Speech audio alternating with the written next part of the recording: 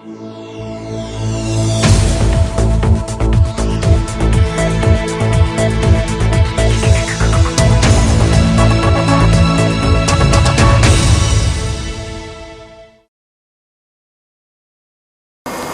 байцгаана үзэгчдээ та бүхэнд орон мэндийг өргөн дэвшүүлье. Өнөөдрийнхөө мэдээллийн хөтөлбөр үзэгч та бүхэнд хүрэхэд бэлэн болсон байна. Анхаарлаа хандуулна. Ингээд та бүхэндээ мэдээлэл танилцуулъя. Эхний мэдээ. Монголын анхны 13 сургуулиудын нэг 97 жилийн түүхтэй Хинтээ аймгийн Хэрлэн лаборатори сургуулийн шинэ барилгын шав тавих ёслол боллоо. Тус сургууль нь 1500 хүүхдийн багтаамжтай бөгөөд бусад аймагуд дундаас хамгийн том сургуулийн бүтээн байгуулалтын ажил юм а. Халахын дөрвөн ууган сургуулийн нэг, Монголын анхны 13 сургуулийн нэг, Хинтээ аймагтайгаа нас жижигхэн уг сургууль 1923 оны 4 дугаар сарын 22-нд анх байгуулагдаж, нэг багш, 25 зурагчидтай анхны боловсролын шанг татсан сургууль юм а. 97 жилийн түүхэн хугацаанд 15200 төгсөгчдтэй 8 томоохон хөтөлбөр хэрэгжүүлдэг 151 багш ажилчидтай үйл ажиллагаа явуулж байна. 2019 онд Алтан гадаас одон хүртсэн уг хамт олон өнөөдөр түүхэн бүтээн байгуулалтынхаа шавыг тавьж байна. За юуны өмнө 13 тэрбум төгрөгийн одоо төсөв төрөлхтөй том бүтээн байгуулалт 1500 хүүхдийн судалтай ийм одоо сургуулийн барилга аймагуудад бол анх удаага Хинтээ аймагт баригдаж байна. Улсад бол ганцхан 21-р сургууль бариад хоёр дахь нь манай аймаг дээр орж ирж байгаа. Тэгээ 900 мянган метр квадрат талбайтай их том сургууль 5 корпустай. Тэгээ ингээд одоо ажил маань өнөөдөр эхэлж байгаа. Тэгээд ёслолоо бас өнөөдөр хийж байна. За хамгийн гол нь манай ууган сургууль маань 97 жилийн түүхэн замналтай одоо Монголын анхны сургуулиудын нэг бол аймагтайгаа чацуу ийм одоо сайхан ууган сургууль. Тэгээд энэ сургуулийнхаа бас нэг өргөтгөлийг бол хэдэн жилийн өмнө бид энэ 11 оны улсын төсөв суулгаад энэ хойно шинэ ундрахаан хороол барьсан. Тэр байшинд бол үнэхээр одоо бүх хүүхдүүд маань багтах боломжгүй. Тэгээд энэ 60-аад оны энэ хуучин байшингаа шинжлэх шаардлагатай болсон учраас харин бүр өшөө одоо зурхмаар юм 1500 хүүхдийн зураг төслөөр аймагуудад анхных нь одоо сургуулийн барилгыг манай Хинтээ аймаг барьж байгаа. Ингээд 97 жилийн түүхэн замналтай ууган сургууль маань ингээд шинэ байртай болох нь энэ маань энэ жил ингээд хуучин байшингаа буулгаад ингээд эхэлж байгаа. Тэгээ иргэчид ашиглалтанд орох төлөвлөгөөтэй байгаа. Эх онд бол 2021 онд ашиглалтанд орж ингээд 1500 хүүхэд хичээлэх ийм сайхан 5 корпус одоо бэлэн болж иргэжил одоо хөлөө авах цаг одоо ортноо гэж бодож байна. Ер нь манай хамт олон бол бас их хүсэн хүлээсэн бол энэ шинэ барилга байсан. Хуучин барилга дотор байгаа энэ байшингуудаа бол Хинтээ аймагт нэлээдийн шинжилж байгаа. 10 байгууллагын байшин шинжлэгдсэн. За тэгээд 11 дахь нь бол манай сургууль маань одоо шинэ одоо ууган одоо гол төв корпусыг шинжилж байгаа. Шинэ ундрахаан хорооллынхаа одоо сургуулийн барилгыг баг 5 дахь сургуулаач бодлого шинжилж одоо зохион байгуулалтанд орох тийм боломжтой болно гэсэн үг. Тэгээ ийм сайхан одоо барилга маань өнөөдөр ёслоо хийж байна. Тэгэхээр 1500 хүүхдээ энэ том сургууль дотор нь бас одоо юу гэдэг сууд санд ширээг цэглүүлээд бас нэлээд хөрөнгө орно. Энэ мөнгө дотор багтсан байгаа яа одоо тусдаа бас суух болоо. Энэ 13 тэрбум төгрөг бол зөвхөн барилга угсралтын ажил юм байна. Тэгээ одоо энэ 1500 хүүхдийн 9000 метр квадрат талбай өгөх энэ том байшингийнхаа тавилга одоо тэгээд сандал ширээ гэдэг одоо тэгээд компьютер бусад ингээд тоног төхөөрөмжийн асуудал бол бас дараагийн төсвүүдээр шийдэгдээд энэ сургуулийн ашиглалтанд орох үед нь бас бэлэн болгосон байна. Тус барилга ашиглалтанд ортол 1-р сургуулийн сурагчдыг шинэ ундрахаан хорооллын ахлах сургууль руу нүүлгэн 3 ээлжээр хичээллэх төлөвлөгөөтэй байна. Шинэ сургууль ашиглалтанд орсноор ямар нэгэн ээлжгүйгээр хичээллэх юм байна. За өнөөдөр одоо 1-р сургуулийн маань 1500 хүүхдийн судалтай 13 тэрбум төгрөгийн санхүүжилттэй барилгын шав тавих үйл ажиллагаа эхэлж байна. За тэгээ энэ сургууль маань яг нэг ээлжиндээ л 1500 хүүхдийг хүлээж авна. Бүх одоо лаборатори хичээл хийх тэр одоо боломж нөхцөл бүрдсэн ийм сайхан сургууль баригдах гэж байгаад одоо бас манай багш нар болон боловсролын салбарын нийт одоо бас хүүхдүүд маань ээж аваад маань өнөхөр туйлаас их баяртай байгаа. Тэгээ одоо энэ ондоо бол яг графикийн дагуу бүтэн энэ гадна талынхны каркас юм бол босоод ингээд битүүлэгдээд дуусах ёстой. Тэгээд ирэх хичээл бол үргэлжлээд доторх нь хийгдээд бид бүхэн бол 21 оны 9 сар ихэд одоо шинэ сургуультай эхэлж авах хаа л гэсэн ийм одоо бас бэлгшээлтэй байж байна. Уг бүтээн байгуулалт нь 1 жилийн хугацаанд үргэлжлэх бөгөөд захиалагчаар Хинтээ аймгийн засаг даргын хамгийн газар гүйцэтгэгчээр Монкон Construction компани ажиллах юм а. 9000 метр квадрат талбайтай 2 спорт зал, 1 урлаг залтай байхаар төлөвлөгдөж. Тус барилгын компани тухайд Архангай, Дундгуй аймаг болон Улаанбаатар хотын сургууль, их сургуулиудыг барьсан туршлагатай гэлээ. Мөн тус сургуулийн барилгаас гадна Хинтээ аймгийн музейн барилгыг мөн барьж байгаа юм а. За манай компани Монкон Construction гэж компани байгаа. За манай энэ барьж байгаа барилга бол 9400 м2 талбай бүхий 3 давхар 1500 хүүхдийн хүчин чадалтай ийм барилга байгаа. За бид нар болохоор гэрийг 21 оны 8 дугаар сард ашиглалтанд оруулсан байгаа. Бид гэрээний хугацаанд нь бол ашиглалтанд оруулах бүрэн боломжтой байгаа. Манай компани хувьд бол энэ жилдээ 7-8 төслийг бол зэрэгт аваад хүчин чадал бүхий 1600 ажилчинтай 120-од инженер техникийн багтай нэлээд хүчин чадал өндөртөө орох тийм байгууллага. Сүүлийн 3 жил ерөөдөө хөдөлмөр аюулгүй байдал болон дээрээс нэмээд юм барилгын нэг интерпренершнүүд ерөөдөө бүгд дэвшиж авч байсан. Тэгээд үүнээс гадна оюутлага олон улсын төсвөл Азийн хөгжлийн банкны төсвүүдээр ч юм уу зэрэгцээд явж байсан болохоор хүчин чадлын хувьд бол бүр хүчин чадалтай байгаа. Тэгээд аймагт бол манай ерөнхийдөө ингээд ярих юм бол 3 дахь төслийн энэний өмнө бид нар чинь татврын барилгыг бас өгч байлаа. Сэнгэр мандлын засаг даргын тамгын газрыг бас ашиглалтанд хугацаанд өгч байлаа.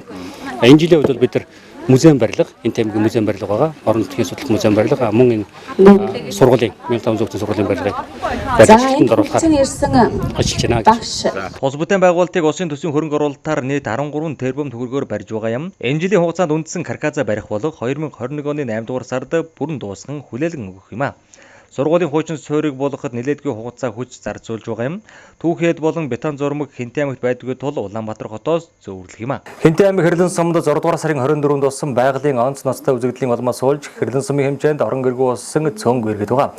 Тэгвэл тэдгээр өрхүүдээс нэн шаардлагатай 8 өрхөд Дэлхийн зүүн Монгол олон улсын байгууллагын борон дөр 2 орон нутгийн хөтөлбөр болон Улаан загалмай хорооноос гэрийг гардуулан өглөө. Хинтээ аймгийн Хэрлэн сумд 6 дугаар сарын 24-ний 17-оос 19 цагийн хооронд 2 цаг үргэлжилсэн мөндөр Адар борооны улмаас сумын нийт 80 өвн усанд авчээ. Хэрлэн сумын 6 цагт 500 м2 талбай эвдэрсэн, аймгийн төвийн хойно байрлах шорон 70, 8 хэсэг газраас сэтэрсэн, өрийн улмаас нийт 3 км холбооны дэд шугам дулаан болон усын шугамуудад эвдрэл үүссэн.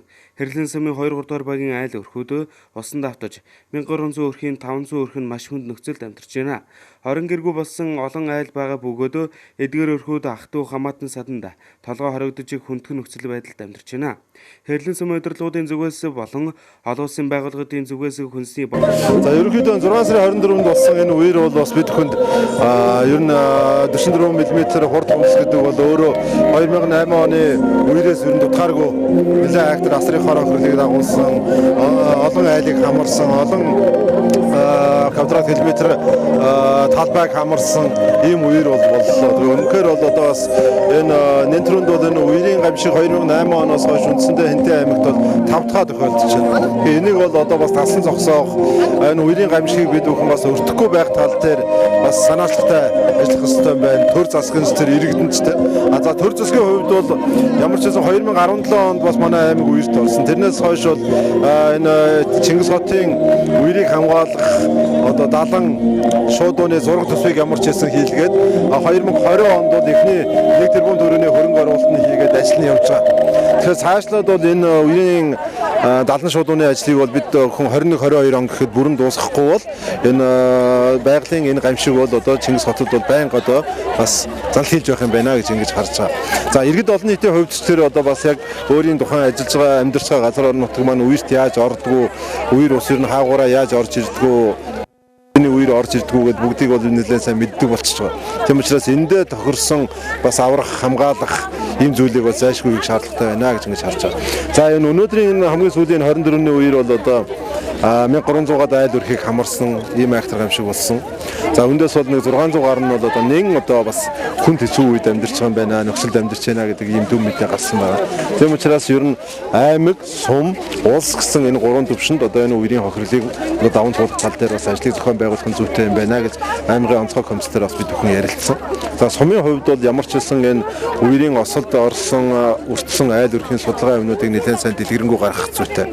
Мөн одоо анхны шатны одоо нэг шаардлагатай байгаа одоо хүнсний зүйл ариутгын бодис юмнуудаар бас туслаад хэмжээд явъя гэдэг дээр ингэж тохирсон. За аймгийн зүгээс бол одоо бас энэ олон улсын байгууллагуудтай, Улаан загалмай нийгэмлэгтэй, Дэлхийн зүүн олон улсын байгууллагуудтай хамтраад ямар ч хэлсэн бол эхний ээлжинд энэ үерт орон гэргүй болсон 10 өрхийг бол одоо ямар ч хэлсэн орон гэртэй болох талын ажлыг зохион байгуулъя гэж ингэж ирсэн байна. За тэгээ энэ удаагийн үерийг бас хор хохирлыг даван туулахад хурлын гишүүд ерөнхий сайдын зүгээс бас анхаарал хандуулж байгаа. За тэрхсний үр дүнд бид бүхэн бол бас энэ 18 17 одоо орон сууц аж ахуйн нэгж байгууллагуудын одоо подвалын усыг шавхаж одоо нэг яралтай шавхаж дуусгасан. Өшөө тэгээ хүн хүч мөн одоо шаардлагатай байгаа помп, ариутгалын бодис, ариутгалын таныг хөрөмжүүлгээд хүргүүлсэн байна. Энэ ажлыг бол одоо бас өнгөрсөн хугацаанд одоо бас яралтай зохион байгуулсан байна. За одоо удахгүй ингээ улсын онцгой комисс хуралдахаар бид бүхэн энэ нийтийн эзэмшлийн орон сууцны 7-8 орон сууцны дээврийн асуудлуудын мөндөртэй борооны үед бол бас эргээд ашиглагдах нөхцөл нэлээд муутай болсон байгаа. Энэний асуудлыг шийдвэрлэх тал дээр аймгийн онцгой байдлаар дамжаад улсын онцгой комисс бас хүргүүлээд байгаа. Ингээд ер нь бол шатандаа энэ үерийн гамшигыг одоо хохирол багтаагаар даван туулах, шуурхай даван туулах, үерийн одоо дараа одоо гол хүндрэл учруулдаг энэ халдваргүйтгэлийн ажлыг бас нэг яралтай ингээд зохион байгуулсан нэг байдалтай бол байна. Тэгээд цаашдаа миний түрүүний хэлж байгаа энэ цаашид үер усанд оруулахгүй байх тал дээр хийгдэж байгаа энэ ажлыг одоо нэг яралтай ярахчлуулах зайлшгүй шаардлага байгаа юм байна гэж харж байгаа. Бид бүхэн бол одоо бас энэ 10 гаруй жилд бол аймаг бол хойдлаараа нэг үерийн одоо нэг шорон далан хийгээд л ингээд байсан. Тэгээд энэ маань бол бас зарим ширүүн бороо, ад бороотой үед бол бас сэтэрдэг ийм бас зүйлүүд анзаарэгдэж байна. Мөн одоо тэгээд үер усгүй жилүүдэд бол хүн амьтанд тэрийг зориуд одоо шороог нь хамж өөр тийш нь зөөхөөс ахуулаад ийм хүндрэлүүд бас гарч байна л та. Тэгэхээр ер нь бол Чингис хотын үерийг бид нар үерт оруулахгүй байх. Одоо хойноосоо баруун хойноосоо ус оруулж ирэхгүй байх нэг ажил. Мөн энэ дотор аймгийн төв дээр унсан байгаа энэ их усыг одоо урагшин хэрлэн гол руугаа саадгүй явуулах. Ингээ хоёр үндсэн ажлыг одоо тэр зураг төсвийн хүрээнд шийдгүүлсэн байгаа. Ингээ ажил нь эхэлсэн явж байна. Үерийн улмаас орон гэргүй болсон олон өрхүүдийн төлөөлөл нэг шаардлагатай байгаа 8 өрхөдөө өнөөдөр гэрийн тусалцаа үзүүлжийг хүлээлгэн өглөө. 3 гэрийг Хэнтийн аймгийн улаан загламаа олгож байгаа ба мөн гал тогооны хэрэгсэл, ариун цэврийн багцууд, хөнжилгуудаас зэрэг нийт 15 сая төгрөгийн тусалцааг үзүүлжээ. За ерөнхийдөө бол аливаа гамшигын одоо аюулт үзэгдлийн үед бол улаан цалмын байгууллага бас эмзэг байдлын хүчин чадлын үнэлгээ гэж бол хийдэг байгаа. Тэгэхээр саяын одоо болсон үерээр бол Чингис хотод бол нэлээд олон айл тэр дундаа одоо бидэрт одоо ирүүлсэн төр засгийн байгууллагаас ирүүлсэн мэдээгээр бол бараг 1900 гаруй айл өрх бол үерт автсан. Өчнөө одоо албан байгууллагууд бас хохирол амссан гэдэг ийм мэдээлэл ирсэн. Нөгөөдөөр бид нар одоо энэ тусламж үзүүлж байгаа айл өрхөдөө болохоор засаг даргын тамийн газраас Чингис хотын одоо байгууллагаас ирүүлсэн хүсэлт нэгдүгээр үндэслэж байгаа. Хоёрдугаар бид нар бас эмзэг байдлын хүчин чадлын үнэлгээгээр одоо гэр оронгүй үнэхээр одоо бодит байдал ямар байна гэдэг дээр бас өөрсдөө очиж ажилласан байгаа. Үүнтэй холбогдуулаад Монголын улаан цалмын нийгэмлэгээс одоо ерөнхийдөө нийтдээ 15 сая төгрөгийн одоо тусламжийг бол үзүүлж байна. Өөрөөр хэлэх юм бол 3 гэр одоо 3 айл өрхөд олголоо. За мөн одоо гал тогооны хэрэгсэл, за ариун цэврийн багц, хүнсний одоо тусламжууд гэдэг ингээд айл өрхөдөд одоо бас нэг удаагийн одоо тусламжаар нэг сарын одоо хэрэглээний бодиттой ийм тусламж зэмжлэгүүдийг бол үзүүлж байна. Тэгээ бид нар бас өнөөдөр тусламжийнхаа үйл ажиллагааг бас олон айл өрхөд бас багахан ч гэсэн сэтгэлийн дэмжлэг үзүүлэх зорилгоор бас хүртээх зорилгоор ингээд хуваарлтаа хийсэн байгаа. Тийм ч учраас өнөөдөр бас нэлээд олон айл өрхөд бас одоо юу гэдгийг гал тогооны хэрэгсэлтэй бас ариун цэврийн одоо багж ариутгалын одоо зүйлтэй, хүнсний тусламжтай, ор хүнжил одоо гуц дэвсгэр гэдэг ингээд баггүй юм зүйлүүдийг бол одоо бид нар бас тусалцаа үзүүлж ажиллаж байна. За ерөнхийдөө их баярлж байна. Тэр оролцсон байгууллагууд, дэлхийн золиосын байгууллага, улаан цалмын нийгэмлэг гэдэг одоо олон хүмүүст тас дэм болж байна. Тэр үерийн үед бол эгээ хойлоо яри. Тэгэхээр үер хаанаас орж ирв? Гэр нь ямар одоо нөхцөлтэй болов? Манайх болохоор уг нь үерийн юутай. Ингээд хашааныхаа баруун талаар хонхордоо урсчдаг байсан. Тэгээ сая манай тэр хавийн айлуудаар халаалтын шогон тавьсан байхгүй юу. Тэгээ н халаалтын шогон тавиад буцаад болонготоо удаагүй байсан учраас тэрэнд нөгөө нэг хойноос ирсэн бүх бас манай хашаа дотор яг манай хашааны урдуур ингээд өндөр тийм 70 ятсан байгуулсан байсан. Одоо би бас нөгөө нэг болсон шорон суугаагүй. Тэгэнгүүт манай хашаанаас ирдэ маргааш нутал нөгөө мөндөр урсахгүй байгаадсан байхгүй юу. Тэгээ тэрнээс болж ерөнхийдөө хашаа дүүрсэндээ. Гэр байсан танаа амьдардаг. Гэр байсан. Тэгээд тоосгон дээр ханаа барьсан байсан. Нөгөө үер мөндөртэй юу. Мөндөр нь айгу зузаан байсан юм дээр. Там мөндөртэй. Тэгээд усан дээр мөндрөө тэр нь ингээд урсгал төрөгдөд. Тэгээд гэр юм баруун хатлын хаана дотгошоо орж ирээд зурагт наашаа унах гээд. Тэгээд наан юм юм аваад тогтоогоод тэгсэн чинь нөгөө дээшээ ингэж юмдоо тань нэвтрэнгүүтээ тоон нэмгчдэг юм байл. Хаарц. Тэгээ эргүүл барих боломжгүй. Тэгээд бас шал наатан хашаа нэг хэсэг хатахгүй. Тэгээ маргааш нэр чинь нөгөө юунаас усуугийнхан биш явахад тэр чинь өшөө гадны компани ирсэн баха юу яа. Нөгөө тэр 70 ингээд том экскватороор тэгшилсэн. Тэгээд тэгжүүл усаад Тэгээд хороос. Тэгээд маргааш нь бүтэн өдөржингөө ер нь устдал багцсан хашаа. 5 гэрийн туслалцааг Дэлхийн зам Монгол олон улсын байгууллага борон дэр 2 хөтөлбөрийн зүгээс олгож байгаа бөгөөдөө иж өрөөнд давхарлага борооны хамгаалалт, цагаан бүрээс зэрэг 29 сая төгрөгийн тусламж үзүүлж байгаагаас гадна ариутгалын бодисыг сумын тамгын газарт гартууллаа. Тэд өрхүүддээ сонгохдоо сумын онцгой комиссд зөвшөлдсөн нэгэн шаардлагатай өрхүүдийг сонгон дэмжлэг үзүүлсэн байна. За Дэлхийн зам олон улсын байгууллагын суурин борон дэр 2 орон нутгийн хөтөлбөр Дэлхийн зам Монгол олон улсын байгууллагын суурин төлөөлөгч газрын яалтай тусламжийн хэлцэг байдаг. Тэр хэлцээс энэ Хинтээ аймагт үерийн хариу үйлдвэрлэх зорилгоор нийтдээ 5 гэр, за 5 өрхөд иж бүрийн эсгий байгаа. 2 дээвэр, 2 тоорог. Тэгээд 8 өрхөд борооноос хамгаалагч байгаа. За тэгээд 20 өрхөд цагаан борогсон. Нийтдээ манай байгууллагаас 28 орчим сая төгрөгийн хөтөлбөр дэмжлэгийг үзүүлж байна. Нийтдээ 38 орчим өрхөд хамрагдж байна. Өрхөний сонголт ерөнхийдөө Хинтээ аймгийн онцгой комиссаас болон засаг дарга Хинтээ аймгийн засаг дарга Хэрлэн сумын Чингис хотын захиргаа гэдэг энэ байгууллагуудтай хамтран ажилласан байгаа. Нийтдээ бас манай аймгийн хэмжээнд үерийн 1700 орчим өрхөд байсан. Тэрнээс нэг тусламж шаардлагатай 200 гаруй айл. Тэгээд өрхөд Хэрлэн сумын багуудын судалгаа, тэгээд манай байгууллагын ажилтнуудын айлчлалын үр дүнд ингээд сонгож байна. Тэгээд энэ нэгт тусламжийн хамрагдсан өрхөдтэй бас ирүүлэхийг хүсэж байна. Одоо маш их баярлж байна. Одоо ингээд хэрэгсэнд германууд ямар ч байсан барих бололцоо бол байхгүй болсон. Хан хугараад тоон моон маань хамхраад ингээд явчихсан. Тэгээд барихуд боломж ямар ч байхгүй болчихсон гэдэг. Одоо та бүхэндээ маш их баярлж байна гэр хортой болсон. Өнөөдрийг хүртэл та хаана амьдарч байна? Гэхдээ яг нь эгчийн маань айл байсан. Тэгээд эгчиндээ байгаад үр хүүхдүүдээ бүгдийг хөдөө ах トゥ угээр гоё явуулчихсан. Төв дээр одоо байж их бололцоо байхгүй болохоор тэгээд яшиг ээжний байж миний хүүхдүүд явгаа явуулчихсан. Тэгээд тухайд үер хаанаасаа орж ирсэн бэ? Ирүүл манай тохойноос ягаад орж ирсэн. Тэгэхдээ бол яг дээрээс үл гэрмэн ганцхан багантайсэн ч юм уу баг маань хугараад тэгэл нурчихсан. Гэртээ ганцаараа байсан. Яг тэр үедээ бол гэртээгээ танилцаа зоос орж гараад цай унд уугаад бишгүй гоё байна. Маш их баярлж байна. Тэл хүүхмэн чи ер нь баярлалаа тэл хүүхмэн чи нолтох муутай л байна. Хэрлэн суманд 2008 онд үүнтэй ижил хэмжээний үер бууж байсан гашуун түүх бий бөгөөдөө жил бүрийн бороо ороход байнгын усанд автах хүндрэл үүсч байсан юм а. Үерийн 78 газартаа сэтэрсэн анхаарал татаж байгаа бөгөөдөө улсын төсөвт хөрөнгө суулгаж 1 тэрбум төгрөгөөр үерийн далан барих ажил энэ жилээс хийгдэж байгаа ч. Баярлалаа. Дараагийн мэдээ. Unitel Group-ээс өнгөрсөн 2 сарын хугацаанд зохион байгуулсан супер бэлэгтэй урамшуулга 3 шаттайгаар амжилттай явагдаж өндөрлөлөө.